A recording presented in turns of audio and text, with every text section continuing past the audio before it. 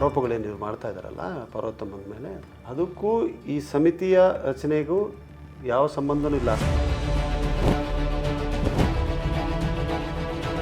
ಏನೋ ಅವ್ಯವಹಾರ ಹಗರಣ ಇಲ್ಲ ಅನ್ನೋದಾದರೆ ತನಿಖೆ ಯಾಕೆ ಬೇಕು ಅನ್ನೋದಿದೆ. ಮೂಡಾ ಸಂಸ್ಥೆಯನ್ನು ಶುದ್ಧೀಕರಣ ಮಾಡಲಿಕ್ಕೆ ಸರ್ಕಾರ ಹೊರಟಿದೆ.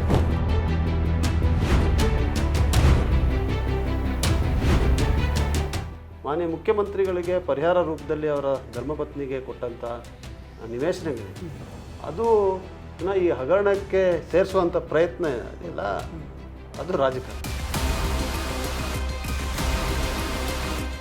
15ನೇ ತಿಂಗಳ ನಂತರ ಏನಾರು ಈ ಸರ್ಕಾರದಿಂದ ಅಕ್ರಮ ನಡೆದಿದ್ದರೆ ಆ ಫೈಲ್ ಮುಖ್ಯಮಂತ್ರಿಗಳಿಗೆ ಹೋಗಿದ್ದರೆ, ಅವರ ಸಿಗ್ನೇಚರ್ ಇದ್ದರೆ ಅಥವಾ ಅವರ ಪ್ರಕ್ರಿಯೆಗೆ ಅವರ ಸಚಿವಾಲಯಕ್ಕೆ ಆಗಿದ್ದರೆ ನೀವು ಬರಲಿ.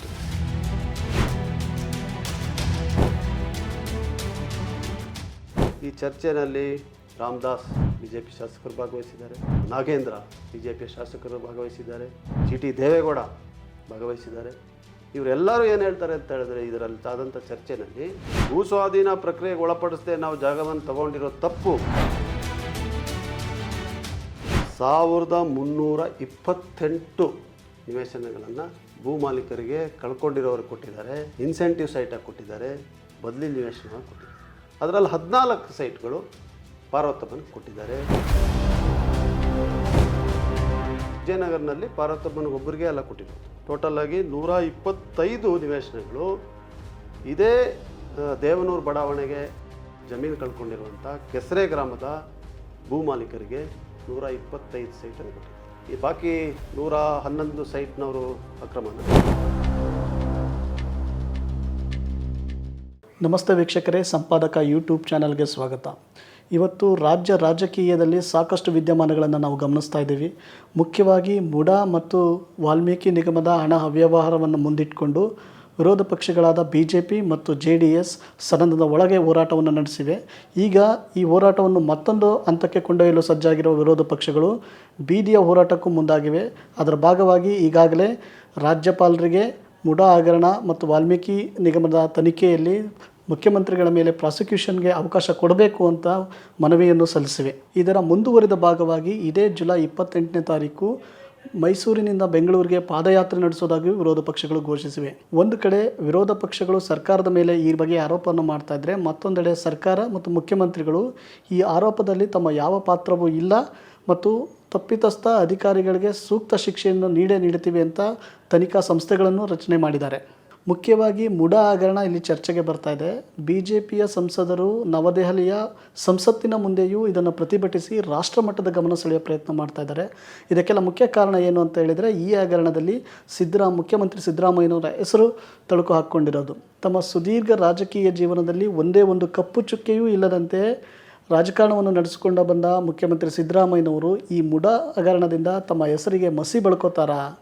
ನಿಜಕ್ಕೂ ಅವರು ಅಧಿಕಾರವನ್ನು ದುರ್ಬಳಕೆ ಮಾಡಿಕೊಂಡು ಇಲ್ಲಿ ಸೈಟ್ಗಳನ್ನು ಪಡೆದುಕೊಂಡಿದ್ದಾರಾ? ಈ ಎಲ್ಲ ವಿಚಾರಗಳ ಕುರಿತು ನಮ್ಮ ಜೊತೆ ಮಾತಾಡಲಿಕ್ಕೆ ಇವತ್ತು ನಮ್ಮ ಜೊತೆ ಶಾಸಕರು ಮತ್ತು ಮುಖ್ಯಮಂತ್ರಿಗಳ ಕಾನೂನು ಸಲಹೆಗಾರರು ಆದ ಪೊನ್ನಣ್ಣ ಅವರಿದ್ದಾರೆ. ಬನ್ನಿ ಅವ್ರ ಜೊತೆ ಮಾತುಕತೆಯನ್ನು ನಡೆಸೋಣ. ಸರ್, ಮೊದಲನೇ ಪ್ರಶ್ನೆಗೆ ನಾವು ಬರೋದಾದರೆ, ಮುಡಾ ಪ್ರಕರಣದಲ್ಲಿ ಒಂದು ಗೊಂದಲ ಕಾಡ್ತಾ ಇದೆ ಸರ್ ಜನರಿಗೆ. ಏನಂತ ಹೇಳಿದರೆ, ಸಿದ್ದರಾಮಯ್ಯನವರು ಒಂದು ಕಡೆ ಹೇಳ್ತಾರೆ, ಇದರ ತನಗೆ ಈ ಸೈಟ್ ಸಿಕ್ಕಿರೋದ್ರಲ್ಲಿ ಯಾವುದೇ ಅಕ್ರಮ ಅಥವಾ ಅವ್ಯವಹಾರ, ಯಾವುದೇ ನಿಯಮ ಬಾಹಿರ ಯಾವುದೂ ಇಲ್ಲ ಅಂತ ಹೇಳ್ತಾರೆ. ಇನ್ನೊಂದು ಕಡೆ ಈ ಮುಡಾ ಹಗರಣವನ್ನು ನಾವು ನ್ಯಾಯಾಧೀಶರ ತನಿಖೆಗೆ ಒಪ್ಪಿಸಿದ್ದೀವಿ ಅಂತ ಹೇಳ್ತಾ ಇದ್ದಾರೆ. ಜನಕ್ಕೆ ಒಂದು ಗೊಂದಲ, ಏನೂ ಅವ್ಯವಹಾರ ಹಗರಣ ಇಲ್ಲ ಅನ್ನೋದಾದರೆ ತನಿಖೆ ಯಾಕೆ ಬೇಕು ಅನ್ನೋದಿದೆ. ಹಾಗಾದರೆ ಈ ಮುಡಾ ಹಗರಣವನ್ನು ನಾವು ಹೇಗೆ ಅರ್ಥ ಮಾಡ್ಕೋಬೇಕು ಸರ್? ಏನಿದು ಮುಡಾ ಹಗರಣದ ಅಸಲಿಯತ್ ಏನು ಇದರಲ್ಲಿ?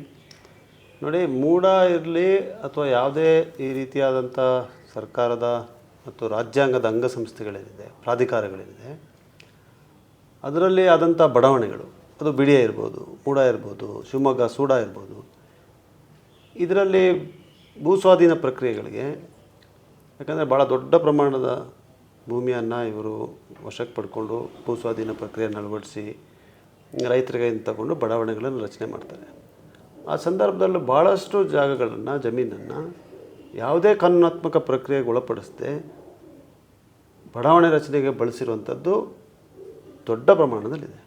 ಅದು BDAನಲ್ಲಿ ನೀವು ಶಿವರಾಮ್ ಕಾರಂತ್ ತಗೊಳ್ಳಿ, ಕೆಂಪೇಗೌಡ ತಗೊಳ್ಳಿ, ಯಾವುದೇ ಬಡಾವಣೆ ತಗೊಳ್ಳಿ, ಅದರಲ್ಲಿದೆ. ಜಮೀನಿನ ಮಾಲೀಕರಿಗೆ ಅನುಮತಿ ಇಲ್ಲದೇ ಸ್ವಾಧೀನಪಡಿಸಿಕೊಂಡು ಇದು ತಾವು ಇದನ್ನು ಇಂಜಿನಿಯರಿಂಗ್ ಡಿಫೆಕ್ಟ್ ಅಂತ ಹೇಳ್ಬೋದು, ಯಾವ ತಾಂತ್ರಿಕವಾಗಿ ಅವರು ಮಾಡಿದ್ದಾರೆ ಅಂತ ಹೇಳ್ಬೋದು.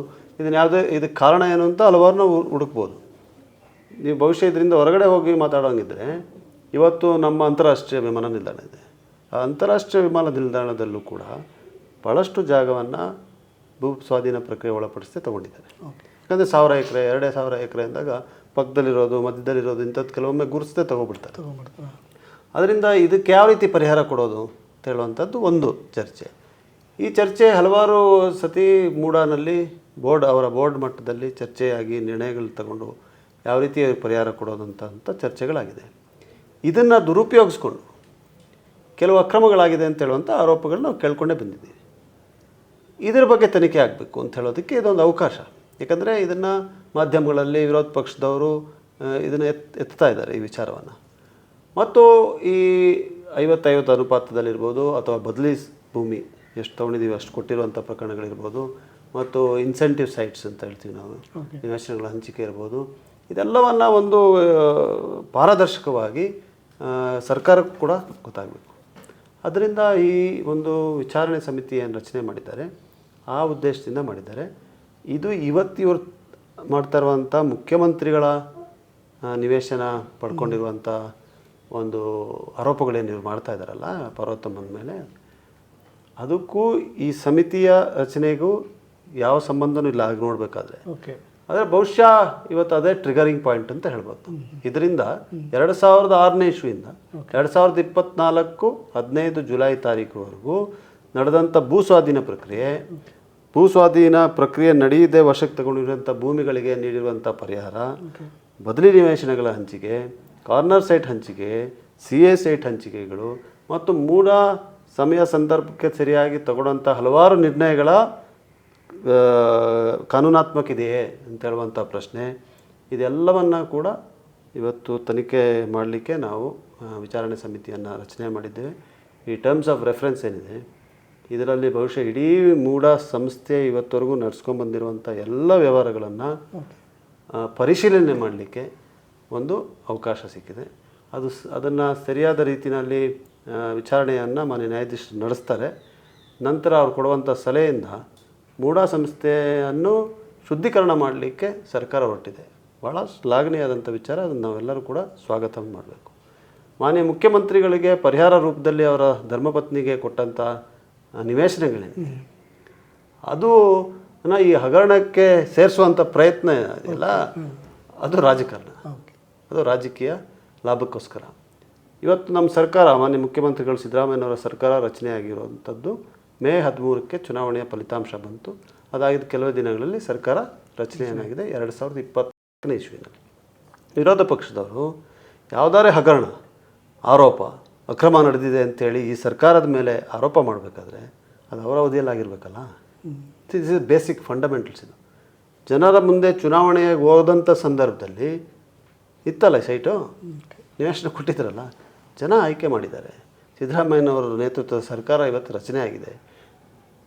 15ನೇ ಮೇ ತಿಂಗಳ ನಂತರ ಏನಾರು ಈ ಸರ್ಕಾರದಿಂದ ಅಕ್ರಮ ನಡೆದಿದ್ದರೆ, ಆ ಫೈಲ್ ಮುಖ್ಯಮಂತ್ರಿಗಳಿಗೆ ಹೋಗಿದ್ದರೆ, ಅವರ ಸಿಗ್ನೇಚರ್ ಇದ್ದರೆ, ಅಥವಾ ಅವರ ಪ್ರಕ್ರಿಯೆಗೆ ಅವರ ಸಚಿವಾಲಯಕ್ಕೆ ಆಗಿದ್ದರೆ ನೀವು ಬರಲು ತೋರಿಸಿ. ಸಂಬಂಧನೇ ಇಲ್ಲ.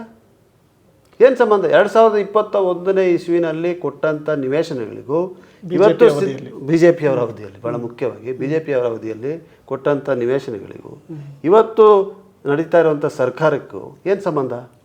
ಅದರಿಂದ ಇವತ್ತು ಮುಖ್ಯಮಂತ್ರಿಗಳ ಮೇಲೆ ಅವರು ಆರೋಪ ಮಾಡಿ ಬೆರಳು ತೋರಿಸ್ತಾ ಇದ್ದಾರಲ್ಲ, ಇದು ರಾಜಕಾರಣ ಅಲ್ವಾ? ಓಕೆ ಸರ್, ನಿಮ್ಮ ಒಟ್ಟಾರೆ ಮಾತಿನಿಂದ ಒಂದು ಅಂಶ ನಾವು ಸ್ಪಷ್ಟವಾಗಿ ಗ್ರಹಿಸ್ಬೋದಾದಂದರೆ, ಈ ಮುಡಾ ಹಗರಣದಲ್ಲಿ ಏನು ಚರ್ಚೆ ಆಗ್ತಾ ಇದೆಯೋ ಇದರಲ್ಲಿ 2 ಆಯಾಮಗಳಿದೆ. ಒಂದು, ಈ ಸೈಟು ಹಂಚಿಕೆಯಲ್ಲೇ ಅಧಿಕಾರಿಗಳು ಅಥವಾ ಪ್ರಭಾವಿಗಳು ನಡೆಸಿರೋ ಹಗರಣ ಒಂದು ಕಡೆ ಆದರೆ, ಸಿದ್ದರಾಮಯ್ಯನವರ ಪತ್ನಿಯವ್ರಿಗೆ ನ್ಯಾಯವಾಗಿ ಸಿಗಬೇಕಾಗಿದ್ದ ಸೈಟು ಸಿಕ್ಕಿರೋದು ಒಂದು ಆಯಾಮ. ಈ ಸೈಟು ತೊಗೊಂಡಿದ್ದಾರೆ ಅನ್ನೋ ಕಾರಣಕ್ಕೆ ಈ ಎಲ್ಲ ಹಗರಣವನ್ನು ತಂದು ಸಿದ್ದರಾಮಯ್ಯನವರಿಗೆ ಕಟ್ತಾ ಇದ್ದಾರೆ, ಇದು ರಾಜಕಾರಣ ಅಂತ ತಾವು ಹೇಳ್ತಾ ಇದ್ದಾರೆ. ಖಂಡಿತವಾಗಿ ಸಿದ್ದರಾಮಯ್ಯನವರ ಧರ್ಮಪತ್ನಿಗೆ ನೀಡಿರುವಂಥ ನಿವೇಶನಗಳೇನಿದೆ ಅದರಲ್ಲಿ ಯಾವುದೇ ಅಕ್ರಮ ಆಗಿಲ್ಲ, ಯಾವುದೇ ಹಗರಣ ಆಗಿಲ್ಲ. ಇದು ನಮಗೂ ಗೊತ್ತಿರುವಂಥ ವಿಚಾರ, ರಾಜ್ಯದ ಜನತೆಗೆ ಗೊತ್ತಿರುವಂಥ ವಿಚಾರ, ಭಾಳ ಮುಖ್ಯವಾಗಿ ವಿರೋಧ ಪಕ್ಷಗಳಿಗೆ ಕೂಡ ಗೊತ್ತಿರುವಂಥ ವಿಚಾರ. ಆದರೆ ವಿರೋಧ ಪಕ್ಷದವರು ಇದನ್ನು ಯಾವ ರೀತಿ ಬಳಸಬೇಕು, ಅದು ರಾಜಕೀಯ ತಂತ್ರಗಾರಿಕೆ ಅಂತ ಹೇಳೋಕ್ಕಾಗಲ್ಲ, ಕೀಳು ಮಟ್ಟದ ರಾಜಕಾರಣಕ್ಕೆ ಬಳಸ್ತಾ ಇದ್ದಾರೆ ಇವತ್ತು. ಅದು ಒಬ್ಬ ಪ್ರಾಮಾಣಿಕವಾದಂಥ ರಾಜಕಾರಣವನ್ನು ನಡ್ಸ್ಕೊಂಡ್ಬಂದಂಥ ಸುದೀರ್ಘ ಅವಧಿಯಿಂದ ನಡ್ಕೊಂಡ್ಬಂದಿರುವಂಥ ವ್ಯಕ್ತಿ, ಅಪರೂಪವಾದಂಥ ರಾಜಕಾರಣಿ ಅಂತ ಹೇಳ್ಪಟ್ಟಂಥ ಸಿದ್ದರಾಮಯ್ಯನವ್ರಿಗೆ ಯಾವುದೇ ರೀತಿಯಾದಂಥ ಕಪ್ಪು ಚುಕ್ಕಿ ಹಾಕಬೇಕು, ಅವರ ತೇಜೋವಧೆಯನ್ನು ಮಾಡಬೇಕು, ಅವರ ವರ್ಚಸ್ಸಿಗೆ ಧಕ್ಕೆ ಆಗುವಂಥ ರೀತಿಯಲ್ಲಿ ನಡ್ಕೋಬೇಕು ಅಂತ ಹೇಳುವಂಥ ಒಂದೇ ಉದ್ದೇಶದಿಂದ ಇವತ್ತು ಯಾವ ಹಗರಣ ಅಂತ ಇವರು ಆರೋಪ ಮಾಡ್ತಾಯಿದ್ದಾರೆ ಅದನ್ನು ಈ ನಿವೇಶನ ಹಂಚಿಕೆಗೆ ಜೋಡಿಸುವಂಥ ಒಂದು ಪ್ರಯತ್ನವನ್ನು ಮಾಡಿದ್ದಾರೆ. ಆದರೆ ಒಂದು ವಿರೋಧ ಪಕ್ಷ ಜವಾಬ್ದಾರಿಯುತವಾಗಿ ನಡ್ಕೊಳ್ಳುವಾಗ ಈ ಸರ್ಕಾರ, ಸಿದ್ದರಾಮಯ್ಯನವರ ಪಾತ್ರ ಏನು 2020 ರಚನೆ ಆದ ಸರ್ಕಾರದ ಅಂತ ಜನರಿಗೆ ಬಿಚ್ಚಿಡಬೇಕು. ಆ ಕೆಲಸವನ್ನು ಮಾಡ್ತಾಯಿಲ್ಲ ಇವರು. ಇವತ್ತು ಏನೂ ಇಲ್ಲದೆ ಇರುವಂಥ ಒಂದು ಪ್ರಕರಣವನ್ನು ಕೈಗೆತ್ಕೊಂಡು ಜನರಿಗೆ ದಾರಿ ತಪ್ಪಿಸುವಂಥ ಕೆಲಸವನ್ನು ಮಾಡಿದ್ದಾರೆ. ಬಹುಶಃ ನಮ್ಮ ರಾಜ್ಯ ಇವತ್ತು ಎದುರಿಸ್ತಾ ಇರುವಂಥ ಹಲವಾರು ಸಮಸ್ಯೆಗಳನ್ನು ಮರೆತುಬಿಟ್ಟು ಈ ರಾಜಕಾರಣಕ್ಕೆ ಕೈ ಹಾಕಿದ್ದಾರೆ ಭಾರತೀಯ ಜನತಾ ಪಕ್ಷ ಮತ್ತು JDSನವರು. ಓಕೆ ಸರ್, ಇಲ್ಲಿ ಇನ್ನೊಂದು ಪ್ರಶ್ನೆ ಕಾಡುತ್ತೆ ಸರ್. ಸಿದ್ದರಾಮಯ್ಯನವ್ರಿಗೆ ಅವರ ಪತ್ನಿಯವರ ಹೆಸರಲ್ಲಿದ್ದ ಜಮೀನು ಸ್ವಾಧೀನ ಆಗಿದ್ದು ಒಂದು ಕಡೆ, ಆದರೆ ಅವರಿಗೆ ಸೈಟ್ ಅಲಾಟ್ ಆಗಿದ್ದು ಇನ್ನೊಂದು ಕಡೆ. ಇದು ಅಕ್ರಮ, ಕಾನೂನು ಬಾಹಿರ. ಎಲ್ಲಿ ಸ್ವಾಧೀನ ಆಗಿತ್ತು ಅಲ್ಲೇ ಅವ್ರಿಗೆ 50-50 ಇದರಲ್ಲಿ ಮಾನದಂಡದಲ್ಲಿ ಕೊಡಬೇಕಾಗಿತ್ತು ಅನ್ನೋ ಪ್ರಶ್ನೆ ಇದೆ. ಈ ಥರದಕ್ಕೆ ಕಾನೂನಲ್ಲಿ ಅವಕಾಶ ಇದೆಯಾ ಸರ್? ಅಂದರೆ ಸ್ವಾಧೀನವನ್ನು ಆದ ಜಾಗ ಬಿಟ್ಟು ಬೇರೆ ಕಡೆ ಕೊಡೋದಕ್ಕೆ ಅವಕಾಶ ಇದೆಯಾ, ಅಥವಾ ಅದು ತಪ್ಪ? ಯಾವ ರೀತಿ ಒಬ್ಬ ಕಾನೂನು ನಾನು 27 ವರ್ಷದ ವೃತ್ತಿಯನ್ನು ನಡೆಸ್ಕೊಂಡಿದ್ದೇನೆ ಅಡ್ವೊಕೇಟ್ ಜನರಲ್ ಆಗಿ, ಮತ್ತು ಹಲವಾರು ಸೂಕ್ಷ್ಮವಾದಂಥ ಪ್ರಕರಣಗಳಲ್ಲಿ ಸರ್ಕಾರದ ಪರ ಪ್ರಕರಣಗಳನ್ನು ನಡೆಸಿ ಒಬ್ಬ ಹಿರಿಯ ನ್ಯಾಯವಾದಿಯಾಗಿ ನೇಮಕಗೊಂಡಿರುವಂಥ ಎಲ್ಲ ನನ್ನ ಅನುಭವವನ್ನು ಒತ್ತಿಟ್ಟು ಇವತ್ತು ಈ ಮಾತನ್ನು ಹೇಳಲಿಕ್ಕೆ ಬಯಸ್ತಾ ಇದ್ದೇನೆ. ಯಾವ ಕಾರಣಕ್ಕೂ ಕೂಡ ನಿವೇಶನವನ್ನು ತಾವು ಏನು ವಿಜಯನಗರ 3ನೇ ಹಂತದಲ್ಲಿ ಕೊಟ್ಟಿದ್ದಾರೆ, ಇವರು ಕಳ್ಕೊಂಡಿದ್ದಂಥದ್ದು ಕೆಸರೆ ಗ್ರಾಮದಲ್ಲಿ, ಅದು ಸರಿಯಾ ಅಂತ ಹೇಳುವಂಥ ಪ್ರಶ್ನೆಯನ್ನು ಇವತ್ತು ಜನರ ಮನಸ್ಸಿನಲ್ಲಿ ಇವರು ಉಂಟು ಮಾಡಿದ್ದಾರೆ, BJPನವರು ಮತ್ತು JDSನವರು. ಒಬ್ಬ ನಾಗರಿಕ ತನ್ನ ಜಮೀನಿನ ಮಾಲೀಕತ್ವವನ್ನು ಕಳ್ಕೊಳ್ಳಿಕ್ಕೆ ಒಂದು ಕಾನೂನಿನ ಪ್ರಕ್ರಿಯೆ ನಡೀಲೇಬೇಕು. ಸಂವಿಧಾನಕ್ಕೆ ತಿದ್ದುಪಡಿ ಆಗೋಕ್ಕಿಂತ ಮುಂಚೆ, ಜನತಾ ಸರ್ಕಾರ ಬರೋದಕ್ಕಿಂತ ಮೊದಲು ಆಸ್ತಿಯನ್ನು ಹೊಂದೋದು ಮೂಲಭೂತ ಹಕ್ಕು. ಆರ್ಟಿಕಲ್ 19 ಕೆಳಗಡೆ it was a fundamental right. ತಿದ್ದುಪಡಿಯನ್ನು ಮಾಡಿ ಅದನ್ನು ಮೂಲಭೂತ ಹಕ್ಕಿಂದ ಸಾಂವಿಧಾನಿಕ ಹಕ್ಕಾಗಿ, ಅಂದರೆ ಕಾನ್ಸ್ಟಿಟ್ಯೂಷನಲ್ ರೈಟ್ ಆಗಿ ಬದಲಾವಣೆ ಮಾಡಿ ಆರ್ಟಿಕಲ್ 300A ಇಂಟ್ರಡ್ಯೂಸ್ ಮಾಡಿದರು. 300A ಅಡಿನಲ್ಲಿ no person shall be deprived of his right to property without due process of law. This a constitution, ಸಾಂವಿಧಾನಿಕವಾದಂಥ ನಿರ್ದೇಶನ ಇದೆ. This a constitutional mandate. ಅದರಿಂದ ಕಾನೂನಿನ ಪ್ರಕ್ರಿಯೆಗೆ ಒಳಪಡದೆ ನನ್ನ ಜಮೀನಾಗಲಿ, ಇನ್ನೊಬ್ಬರ ಜಮೀನಾಗಲಿ, ಪಾರ್ವತಿಯವರ ಜಮೀನಾಗಲಿ ಯಾವ ಸಂಸ್ಥೆ ಆಗಲಿ ಸರ್ಕಾರ ಆಗಲಿ ವಶಕ್ಕೆ ಪಡಲಿಕ್ಕೆ ಸಾಧ್ಯ ಇಲ್ಲ. ಅದು ಕಾನೂನು ಬಾಹಿರವಾದಂಥ ನಡೆ. ಅಂಥ ಸಂದರ್ಭದಲ್ಲಿ ಪರಿಹಾರವನ್ನು ಕೊಡುವಂಥ ಪ್ರಶ್ನೆ ಭೂಮಾಲೀಕರು ಒಪ್ಪಿದ್ರೆ ಮಾತ್ರ ಉದ್ಭವ ಆಗುತ್ತೆ. ನಾನು ಒತ್ತಾಯಪೂರ್ವಕವಾಗಿ ವಶಕ್ಕೆ ಪಡಿಸ್ಕೊಳ್ತೀನಿ ಅಂತ ಹೇಳಿದಾಗ ಕಾನೂನು ಪ್ರಕ್ರಿಯೆ ಅಳವಡಿಸಲೇಬೇಕು. ಇವತ್ತು ಆ ಕಾನೂನಿನ ಪ್ರಕ್ರಿಯೆ ಲ್ಯಾಂಡ್ ಎಕ್ವಿಷನ್ ಆ್ಯಕ್ಟ್ ಇಂದ ಹೊರಗೆ ಬಂದು ನಾವು 2013ರ ಲ್ಯಾಂಡ್ ಎಕ್ವಿಷನ್ ಹೊಸ ಕಾನೂನು ಏನಿದೆ ಅದಕ್ಕೆ ಬಂದಿದೆ. ಅದರಲ್ಲಿ 4ರಷ್ಟು ಪರಿಹಾರ ಕೊಡಬೇಕು ಗ್ರಾಮೀಣ ಪ್ರದೇಶದಲ್ಲಿ, ನಗರ ಪ್ರದೇಶದಲ್ಲಿ 2ರಷ್ಟು ಕೊಡಬೇಕು. ಅಂದರೆ ಲ್ಯಾಂಡ್ ವ್ಯಾಲ್ಯೂ ಏನಿದೆಯಲ್ಲ ಅದರ 2ರಷ್ಟು ಮತ್ತು 4ರಷ್ಟು. ಇದು ಕಾರಣ ಏನು? ಕಾರಣ ಏನಂತ ಹೇಳಿದ್ರೆ, ಒಂದು ಸಂವಿಧಾನಿಕ ಹಕ್ಕನ್ನು ನಾವು ಕಿತ್ಕೊಂಡಾಗ ಇದಕ್ಕೆ ಪರಿಹಾರ ಯಾವ ರೀತಿ ಕೊಡಬೇಕು ಅಂತ ಹೇಳಿದ್ರೆ, ರಾಜ್ಯಾಂಗ ಮತ್ತು ಇಂಥ ಸಂಸ್ಥೆಗಳೇನಿದೆಯಲ್ಲ ಅದು 2 ಬಾರಿ ಆಲೋಚನೆ ಮಾಡಬೇಕು. ಒಬ್ಬ ಮನುಷ್ಯನ ಜಮೀನನ್ನ ಒತ್ತಾಯಪೂರ್ವಕವಾಗಿ ತಗೋಬೇಕಾದ್ರೆ. ಅದಕ್ಕೆ ಇವತ್ತು ಭೂ ಸ್ವಾಧೀನ ಪ್ರಕ್ರಿಯೆ ಭಾಳ ಜಟಿಲವಾದಂಥ ಪ್ರಕ್ರಿಯೆ. ಯಾರು ಕೂಡ ಅದಕ್ಕೆ ಕೈ ಹಾಕಲಿಕ್ಕೆ 2 ಸತಿ ಯೋಚನೆ ಮಾಡ್ತಾಯಿದ್ದಾರೆ. ಅದರಿಂದ ಹಲವಾರು ನಿಯಮಗಳನ್ನು ಇವತ್ತು ನಾವು ಕಂಡಿದ್ದೀವಿ. ಪರಿಹಾರದ ರೂಪದಲ್ಲಿ ಸರ್ಕಾರಗಳು ಅಷ್ಟೊಂದು ದೊಡ್ಡ ಮೊತ್ತ ಕೊಡಲಿಕ್ಕೆ ಸಾಧ್ಯ ಆಗದೇ ಇರುವಂಥ ಸಂದರ್ಭದಲ್ಲಿ ಬೆಂಗಳೂರಿನಲ್ಲಿ TDR ಕೊಡ್ತಾರೆ, ಟ್ರಾನ್ಸ್ಫರಬಲ್ ಡೆವಲಪ್ಮೆಂಟ್ ರೈಟ್ಸ್ ಕೊಡ್ತಾರೆ. ಇವತ್ತು ನಮ್ಮ ಜೈಮಾಲ್ನಲ್ಲಿ ಭೂ ಸ್ವಾಧೀನ ತೊಗೊಂಡಿದ್ದಾರೆ ಜಾಗ, ಅದರಲ್ಲಿ TDRನ ಕೊಡ್ತಾರೆ. ಯಾಕಂದರೆ ಅಷ್ಟು ದೊಡ್ಡ ಪ್ರಮಾಣದ ಹಣವನ್ನು ಸರ್ಕಾರದಿಂದ ಕೊಡಲಿಕ್ಕೆ ಸಾಧ್ಯ ಆಗೋದಿಲ್ಲ. ಹಾಗೆ ನಿಯಮಗಳನ್ನು ರೂಪಿಸಿದ್ದಾರೆ ಜಾಯಿಂಟ್ ಡೆವಲಪ್ಮೆಂಟ್ ಮಾಡೋದಕ್ಕೆ. ನಾವು ಜಮೀನು ಕೊಡಿ, ನಾವು ಡೆವಲಪ್ ಮಾಡ್ತೀವಿ, ನೀವು ಇಷ್ಟು ಸೈಟ್ ತೊಗೊಳ್ಳಿ, ನಾವು ಇಷ್ಟು ಸೈಟ್ನ ಜನರಿಗೆ ಹಂಚಿಕೆ ಮಾಡ್ತೀವಿ ಅಂತ ಹೇಳುವಂಥದ್ದನ್ನು ಕೂಡ ಇಂಟ್ರಡ್ಯೂಸ್ ಮಾಡಿದ್ದಾರೆ. ಹಾಗೆ ಈಗ ಪ್ರಶ್ನೆ ಏನು ಅಂತ ಹೇಳಿದ್ರೆ, ಯಾವುದೇ ಪ್ರಕ್ರಿಯೆಗೆ ಒಳಪಡಿಸದೆ ತೊಗೊಂಡಾಗ ಯಾವ ರೀತಿ ಪರಿಹಾರ ಕೊಡಬೇಕು? ಎಷ್ಟು ಜಮೀನನ್ನು ತೊಗೊಂಡಿದ್ದಾರೆ, ಅಷ್ಟೇ ಜಮೀನನ್ನು ಕೊಟ್ಟಂಥ ಹಲವಾರು ಪ್ರಕರಣಗಳಿದೆ. ಇದೇ ಮೂಢ ನಾವು ಸುಂದರಮ್ಮ ಪ್ರಕರಣದಲ್ಲಿ 2 ಎಕರೆ 17 ಗುಂಟ ಜಾಗ ಏನವ್ರು ತೊಗೊಂಡಿದ್ರು, ಸಂಪೂರ್ಣವಾಗಿ ಕೊಟ್ಟರು. ಈಗ ಪ್ರಶ್ನೆ ಅದು ಸರಿಯಾ ತಪ್ಪಾ ಅಂತ ಹೇಳುವಂಥ ಪ್ರಶ್ನೆನೇ ಬರೋದಿಲ್ಲ. ಯಾಕಂದರೆ ನೀವೇ ಮಾಡಿರೋ ತಪ್ಪು. ನೀವು ಅಕ್ರಮವಾಗಿ ಅವರ ಜಮೀನನ್ನು ಸ್ವಾಧೀನಪಡಿಸ್ಕೊಂಡಿದ್ದೀರಾ. ಈಗ ಪರಿಹಾರ ಅವ್ರು ಕೇಳಿದ್ದು ಕೊಡಬೇಕು. ಭೂ ಮಾಲೀಕರು ಏನು ಪರಿಹಾರವಾಗಿ ಕೇಳ್ತಾರೆ ಅದನ್ನು ಕೊಡಬೇಕು. ಅದರಿಂದ ಕೋರ್ಟು ನಿರ್ದೇಶನವನ್ನು ನೀಡಿದರು, high court, give back the entire land to Sundaramma ಅಂತ ಕೊಟ್ಟಿದ್ದಾರಲ್ಲ. ಅದರಿಂದ ಇವತ್ತು ಪಾರ್ವತಮ್ಮ ಕೂಡ ಸುಂದರಮ್ಮನ ಥರನೇ, ಅವ್ರಿಗೇನು ಬೇರೆ ಕಾನೂನು ಅಳವಡಿಸ್ತಾರ. ಅದರಿಂದ ಪಾರ್ವತಮ್ಮ ಕಳ್ಕೊಂಡಿರುವಂಥ 3 ಎಕರೆ 18 ಗುಂಟೆ ಜಮೀನೇನಿದೆ ಅದಕ್ಕೆ ಪರಿಹಾರ ಯಾವ್ದು ಪಾರ್ವತಮ್ಮ ಒಪ್ತಾರೆ ಅದನ್ನೇ ಕೊಡಬೇಕು. ಆದರೆ ಇಲ್ಲಿ ಭಾಳ ವಿಶೇಷವಾಗಿ ನಾವು ಗಮನಿಸಬೇಕಾಗಿರೋದು, ಪಾರ್ವತಮ್ಮನವರು ಕೊಟ್ಟಂಥ ಅರ್ಜಿಯಲ್ಲಿ ನನಗೆ ಪರಿಹಾರ ಕೊಡಿ, ಇಲ್ಲ ನನ್ನ ಜಮೀನು ಕೊಡಿ ಅಂತ ಕೇಳ್ತಾರೆ ಅವರು 2014. ನನ್ನ ಜಮೀನು ಕೊಟ್ಬಿಡಿ, ಇಲ್ಲ ಪರಿಹಾರ ಕೊಡಿ ಅಂತ. ಇದನ್ನು ಯಾವುದೇ ರೀತಿ ತೀರ್ಮಾನವನ್ನು ತಗೊಳ್ಳದೆ 2017 ಇಸ್ವಿನಲ್ಲಿ ಒಂದು ನಿರ್ಣಯವನ್ನು ಮಾಡ್ತಾರೆ ಮೂಡಾನವರು. ಬರೀ ಈ ಪ್ರಕರಣಕ್ಕೆ ಸಂಬಂಧಪಟ್ಟಂಗೆ, ಅಂದರೆ ಪಾರ್ವತಮ್ಮನವರ ಕೋರಿಕೆಗೆ ಸಂಬಂಧಪಟ್ಟಂಗೆ ಇವರಿಗೆ ಜಮೀನನ್ನು ಕೊಡಬೇಕಾಗುತ್ತೆ. ನಾವು ಯಾವುದೇ ಪ್ರಕ್ರಿಯೆಗೆ ಒಳಪಡಿಸದೆ, ಕಾನೂನು ಪ್ರಕ್ರಿಯೆಗೆ ಒಳಪಡಿಸದೆ ನಾವು ಇವರ ಜಾಗದ ಸ್ವಾಧೀನವನ್ನು ಪಡ್ಕೊಂಡ್ಬಿಟ್ಟಿದ್ದೀವಿ. ಅದರಿಂದ ನಾವು ಇವರಿಗೆ ಪರಿಹಾರದ ರೂಪದಲ್ಲಿ ಜಾಗವನ್ನು ಕೊಡಬೇಕು ಅಂತ ಹೇಳುವಂಥ ನಿರ್ಣಯವನ್ನು ಮಾಡಿ ಸರ್ಕಾರಕ್ಕೆ ಕಳಿಸ್ತಾರೆ. ಇದು 2017ರಲ್ಲಿ ಅವತ್ತಿನ ಮುಖ್ಯಮಂತ್ರಿಗಳೊಂದು ಸಿದ್ದರಾಮಯ್ಯನವರೇ ಬಯಸಿದರೆ ಅವರು ಖಂಡಿತವಾಗಿ ಸಂಪೂರ್ಣವಾದಂಥ ಜಮೀನು ಇವ್ರಿಗೆ ಕೊಡಿ ಅಂತ ಹೇಳಿ. ಆದರೆ ಸರ್ಕಾರದ ಮಟ್ಟದಲ್ಲಿ ಯಾವುದೇ ತೀರ್ಮಾನ ಆಗೋದಿಲ್ಲ. 2019ರಲ್ಲಿ ಅಂದರೆ ಮತ್ತೆ ಭಾರತೀಯ ಜನತಾ ಪಕ್ಷ ಸರ್ಕಾರ ಇದ್ದಂಥ ಸಂದರ್ಭದಲ್ಲಿ ಅಂದಿನ ಪ್ರಧಾನ ಕಾರ್ಯದರ್ಶಿಗಳು UD ಅರ್ಬನ್ ಡೆವಲಪ್ಮೆಂಟ್ನವರು, ನೀವು ಇದರ ಬಗ್ಗೆ ನಿಮ್ಮ ಹಂತದಲ್ಲೇ ತೀರ್ಮಾನ ತಗೊಳ್ಳಿ ಅಂಥೇಳಿ ಪತ್ರವನ್ನು ಬರೀತಾರೆ. ಆ ಪತ್ರ ಬಂದ ನಂತರ 2020 ಅಕ್ಟೋಬರ್ನಲ್ಲಿ ಒಂದು ಭಾಳ ಸುದೀರ್ಘವಾದಂಥ ಚರ್ಚೆ, 15/12 ತಾರೀಕು ನನಗೆ ಜ್ಞಾಪಕ ಸರಿ ಇದ್ದರೆ 2 ದಿನ ನಡೆದಂಥ ಚರ್ಚೆಗಳಲ್ಲಿ ನಂತರ ಒಂದು ತೀರ್ಮಾನಕ್ಕೆ ಮೂಡ ಬರ್ತದೆ.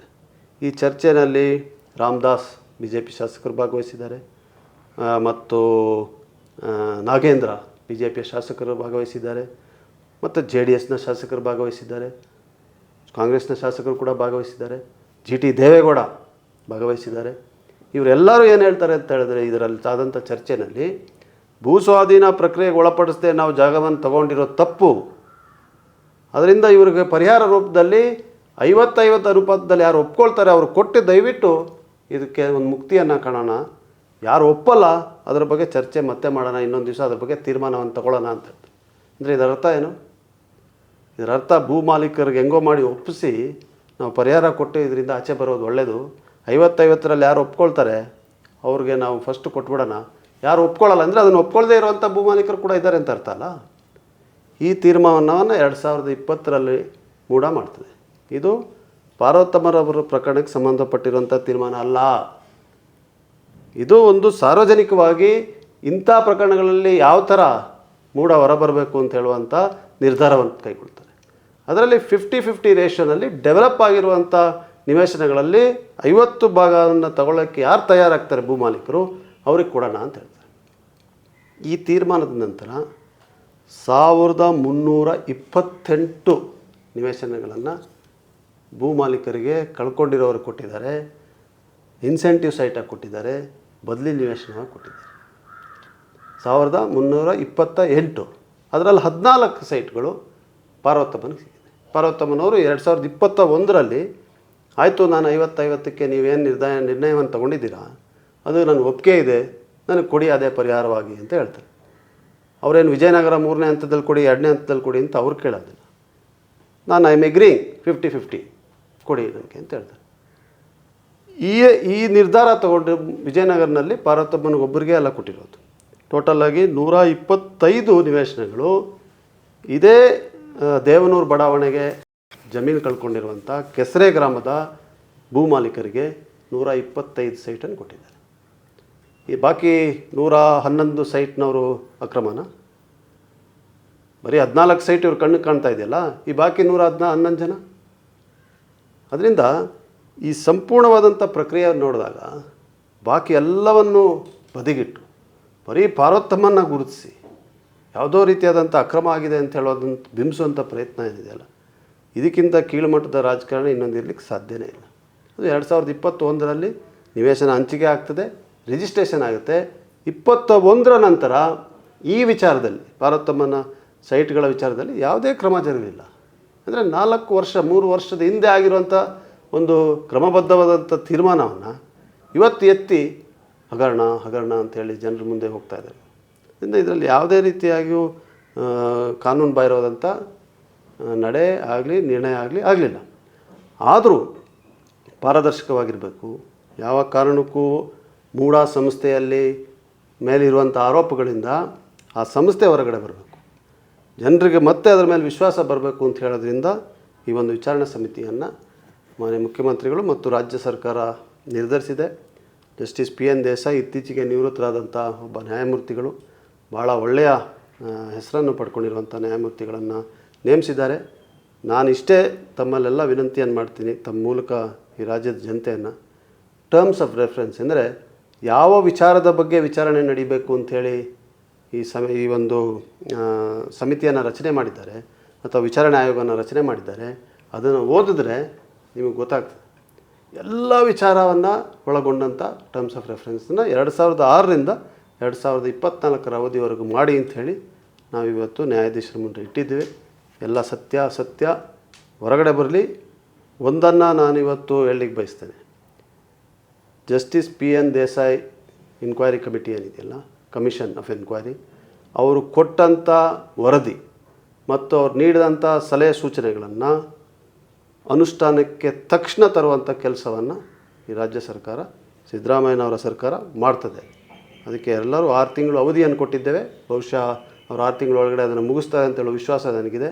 6 ತಿಂಗಳಲ್ಲಿ ಈ ವರದಿ ಬಂದಾಗ ಯಾವ್ಯಾವುದು ಅಕ್ರಮ ಆಗಿದೆ, ಯಾವ್ಯಾವುದು ಕಾನೂನು ಬಾಹಿರವಾಗಿದೆ, ಇದೆಲ್ಲ ಸ್ಪಷ್ಟ ಆಗ್ತದೆ.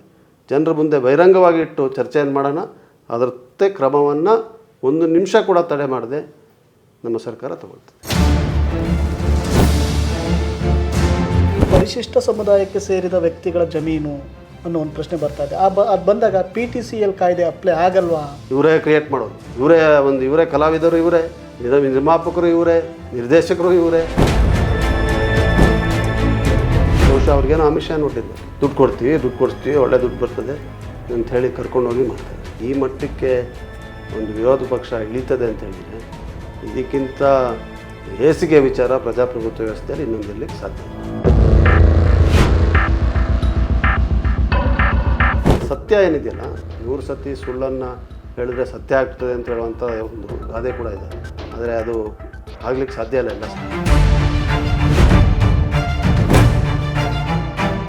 ಇವರೇ ದೂರದಾರ, ಇವರೇ ಅಭಿಯೋಜಕರು, ಇವರೇ ತನಿಖಾಧಿಕಾರಿ, ಇವರೇ ನ್ಯಾಯಾಧೀಶರು, ಇವರೇ ತೀರ್ಪನ್ನು ಬರೆಯೋದು.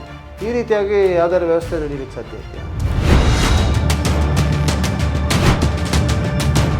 BJP JDS is arguing a very bad case by raising Valmiki Nigama and Muda as though it is a scam. ಹಗರಣ ಅಂತ ಹೇಳಿಕೊಂಡು ಇವರೇನು ವಾದ ಮಾಡ್ತಾ ಇದ್ದಾರಲ್ಲ, ಭಾಳ ಬ್ಯಾಡ್ ಕೇಸ್ ಇದು.